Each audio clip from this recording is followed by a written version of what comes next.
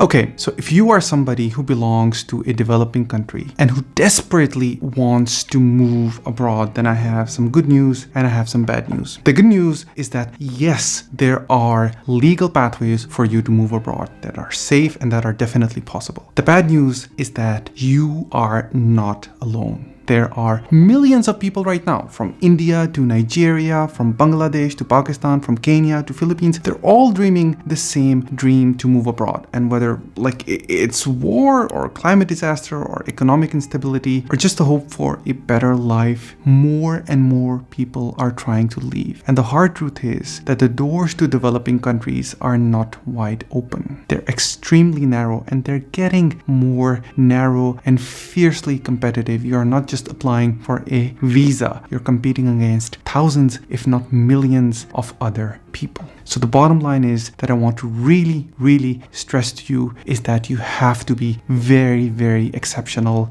if you want to be able to improve your life by moving from a developing country to a developed country. And there are 5 ways for you to be exceptional. And we are going to talk about everything about those 5 ways. This is a complete guide for anybody who wishes to move from a developing country to a developed country. And we start with number 1. You are exceptionally talented, which means that you have a strong demonstration of skills or education or anything that gets you at the top percentile. And there are different ways in which you can use that to move abroad. Number 1 is, of course, the academic route. So for example, if you are an academically strong or talented, then you can let somebody else pay for the whole thing. There are scholarships that not only cover just tuition, but living costs too, and they come with a student visa. So if you are really talented, this is a really good way for you to move abroad. There are programs like UK's Chevening Scholarship or the US Fulbright Scholarship that brings thousands of international students every year. Europe has the Erasmus Mundus program. There is the DAD program in Germany. There are also Commonwealth scholarships, and the list goes on and on. I myself is a beneficiary of the Erasmus Mundus scholarship, and that is how I was able to move abroad. It is very competitive, yes, and you need essays and interviews, and you need to have a solid story, but if you make it, you get world-class education, you get to spend time in the country, and a strong shot at staying through work. I mean, if you can't afford to study abroad,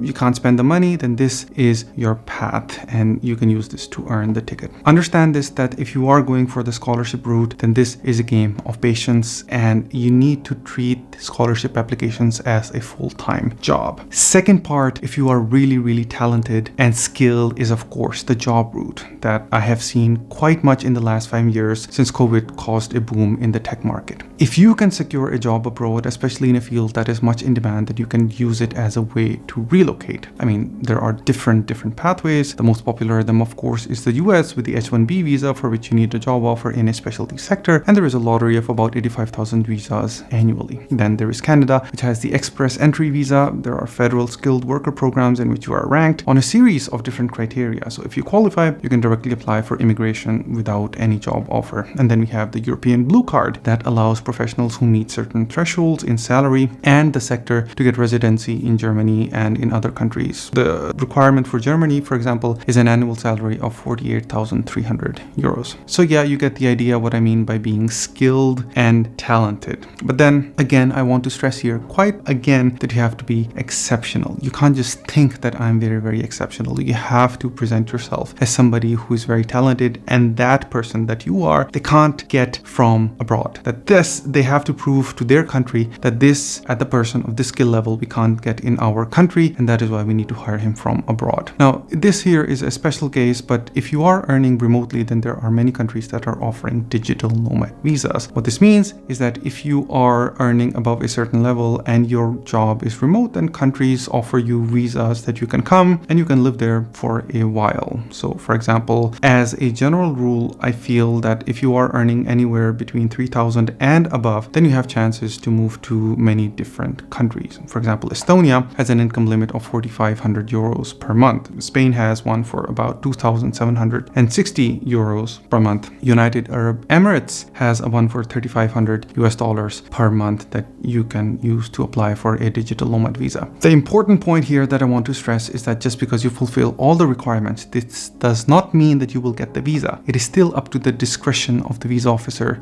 to analyze your application and make a decision. Even if you fulfill all the requirements, if the visa officer feels that you're not a good fit for the country, they will reject you. Okay, so yeah, this was about the skilled and talented route. There is one final pro tip that I really want to give it to you, and that is that if you want to move abroad and you want to be exceptional in terms of your career and use it as a way to advance your career and move abroad, then one of the most important things that you need to do is to have a LinkedIn profile, and you have to make it active by posting content. I share exactly such tips and tricks for professionals on my LinkedIn, so if you want to, you can follow me there, and you can also DM me and ask me anything about professional work over there as well. So after that, link is down in the description, and we move ahead. So yeah, number 2, you are rich. Probably the easiest way to move abroad is if you are rich. If you are rich, the whole world opens up to you. So, but there are different tiers of being rich, right? So if you have anywhere between $20,000 to $100,000, then probably your best option is a self-funded university program. Go abroad for studies, just pay for the tuition, because many countries allow students to stay and earn after they have graduated. Many countries even allow students to work part-time or full-time when they are studying. One of the most popular places, my recommendation would be, of course, USA if you can afford it. Then consider Germany in Europe, then UK,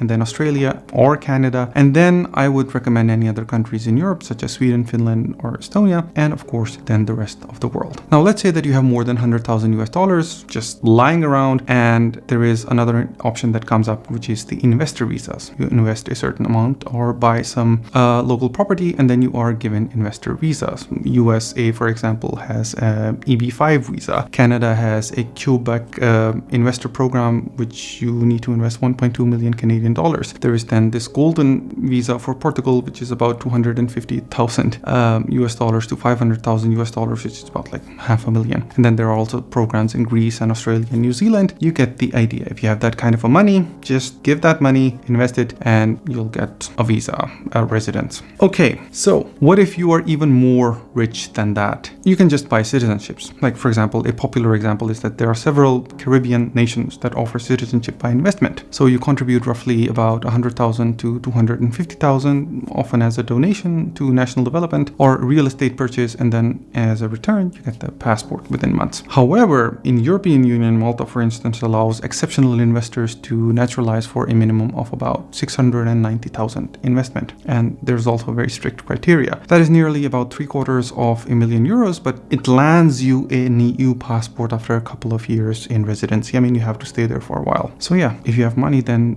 the world opens doors. Here's a very important tip that you need to know. These shortcuts, they're getting more and more restricted, right? The buying passport schemes are going to get heavily scrutinized now. The US and the EU are taking very strict actions at the visa-free possibilities for these passports. And frankly, I feel it's a risk. If you're spending this amount of money, I mean, why would you want to take a risk? So I would recommend that if you don't want any trouble down the line, I would advise you that the investor visa program is actually a much better option. Through that, you can do the residency and get another passport. I mean, buying passports outright is gonna be very, very risky. Yeah. Number 3, you are an entrepreneur. So maybe you're not just looking for a job, but you are looking to create jobs. If you have a business idea, if you are a founder, or if you can invest and run a business, the entrepreneurial path could be your ticket. I mean, there are special visas for entrepreneurs and startups, and I will just mention a few here. So first up, we have the USA, which is the International Entrepreneur Parole. I mean, strictly not a startup visa, but it's something similar. So you could have a stay of about 2.5 years, which you can extend to 5 years if you own a 10% of a US startup under 5 years old, and you have raised about $250,000 from US investors or about $100,000 in grants. I mean, the good thing about this is that your spouse and kids can come too, and your spouse can work.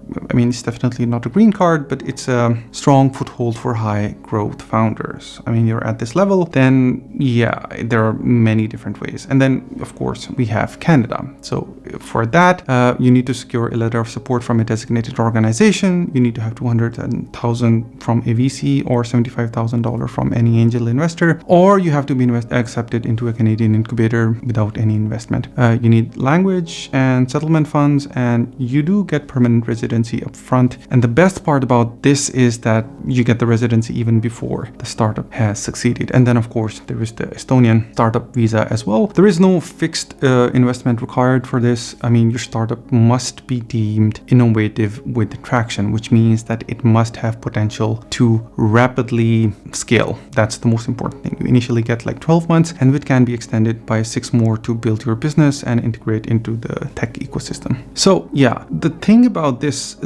is that a very small number of people are actually qualified, and a very small number of them actually get the visas. So if you are at this stage, then I would highly recommend that you talk to a specialist, that you talk to somebody who has gone through this process. You hire a coach, because that is going to be your best bet. And yeah, that is another way that was not possible maybe 10 years ago. So yeah, startup visas, entrepreneurship, it's a big thing. If you have an idea, if you can scale the idea, go for it. Next one, and I never thought I would say this, but love, marriage, of course. So yeah, this is one aspect that I never thought that I would be mentioning one day, but for the last 5 years, I have been getting some queries from people, especially young guys, who just found love abroad through Facebook or internet or PUBG. I mean, they just met somebody online playing video games, and then they fall in love, and then they want to get married, and they do get married. So yeah, if you are married to or in a real relationship with somebody from a developed country, you may be able to join them.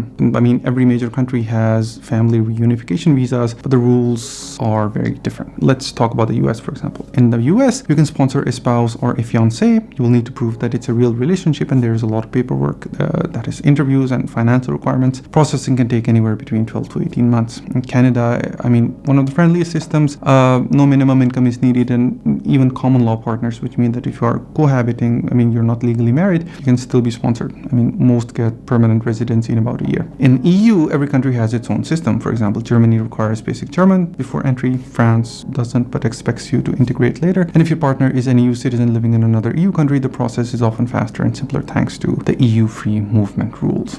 For the UK, you'll need your British partner to earn at least £18,600 a year. The visa is granted for 2.5 years, and you must pass English test along the way. The important point here is that all countries ask for proof. You need to provide photos, you need to show messages, you need to show your travel logs together. You need to prove that you have a legitimate relationship. And frankly, as somebody who comes from a developed culture or religious culture, it's hard to sell, or it's hard to tell people that you're, for example, like have an arranged marriage, because they don't understand that somebody who never met each other, never saw each other, never dated each other, just suddenly got married and it would work. So be prepared for that kind of a scrutiny. Personal recommendation, personal tip, I think it's a very risky gamble, because if you're just moving for love, then you never know how it's gonna work out. Moving to another country is very stressful, it's very difficult, and it's a very nerve-wracking process, and it can strain your relationship. So yeah, I have seen many people who moved to another country, got divorced after like maybe 2 years, and then married somebody else and then stayed there. So yeah, it is definitely a very risky thing. And if marriage and love is the only reason that you're moving abroad, I would recommend that you think twice. I would recommend that you don't do it. I think if you're moving abroad, find another reason. Get a job. Don't make it the only reason that you're moving. Okay, number 5,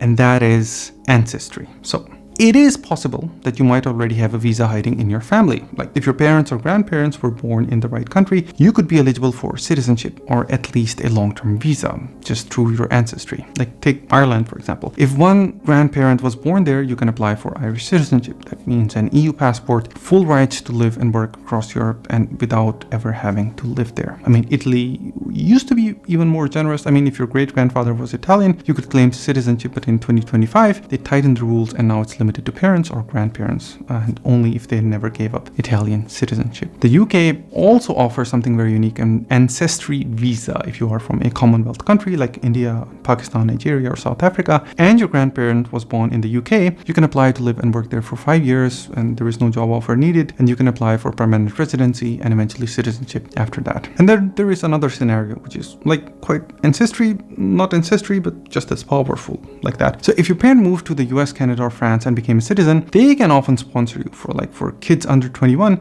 This is fast, and for adult children, especially in the US, it can take lots of years. So if your parents become naturalized citizen, then you can also apply for a visa. And here is another reverse case. If your child is a citizen, you might have a pathway too. Like for example, countries like Canada and France and even Estonia, they allow parents of citizens to apply for residency on family grounds. It's not always guaranteed and rules are very different, but if your child has citizenship, you may be able to join them legally through a family reunification route. In many cases, the younger the child, the stronger the case that you might have. So whether it is your grandparents, your parents, or even your own children, I mean, you can check your family tree and the right connection could open the door to an entirely new country and entirely new future. So yeah, the bonus point. If you're still here, here is another way, which I definitely don't recommend, I definitely don't condone, but it is a way that people go and use, and that is of course the asylum. I mean, people who are fleeing war or prosecution or violence or serious danger in their home country, asylum is an option for them. It's not really a backup plan for economic reasons, it's definitely for life-threatening situations. So here are a few cases where you might be eligible for asylum. If you are fear of persecution due to race, religion, nationality, political opinion, or membership in a particular social group. If you are a victim of war, if you have an LGBTQ individual facing state-sanctioned violence, and if you are an activist or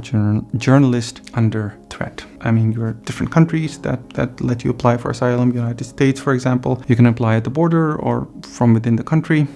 Very high rejection rates. Canada, you can apply at the port of entry. Again, European Union, same thing. You can apply at the first EU country you enter under the Dublin regulation. There are countries like Germany, France, Sweden, and Netherlands that have asylum procedures. And then there's Australia, of course, as well. Why don't I recommend this? Now, the reason why I don't recommend this is that there are very few people, I feel there are very few people in the world that are actually deserving of asylum. The process is extremely long, it's extremely arduous. In the time that you are still in limbo, whether you can stay or whether you will be deported, you really can't work, you can't be productive, and you're just living a very unproductive, miserable life. They have limited rights. I mean, you don't have any rights because you're not a citizen, you're sort of in limbo. And then I think probably the worst part is that I've seen many people do is that if you are fleeing a country, you're probably severing ties for them forever. Like if you escape prosecution, you probably are never going to be able to go back because you can't. And if you ever go back, then you have to prove that you are safe now and then you can go back. So yeah, that's a whole another thing. Asylum is for people with no other option in life at all. You have exhausted all routes, you fear for your life, there is no other option, then yeah, then you can do it. So yeah, these are the ways, the only ways in which you can use to move abroad. Again, I would really stress here, very, very importantly, that these are the only routes that you can use to move abroad. You have to be exceptional. There is no other way. Now, there are a lot of details in this that I couldn't really add, and I am going to work on a short guide. I will provide the link down below. You can become part of a mailing list. Whenever the guide is ready, I will send it over to you for free, and this might not always be the case, so you can get it for free as soon as I finish it. Link is down in the description. Please like, share, follow. This is the kind of information that I wish many people would have, and I wish many people would understand, because it's very, very, very important. It can save lives and make lives. So yeah, thank you and take care.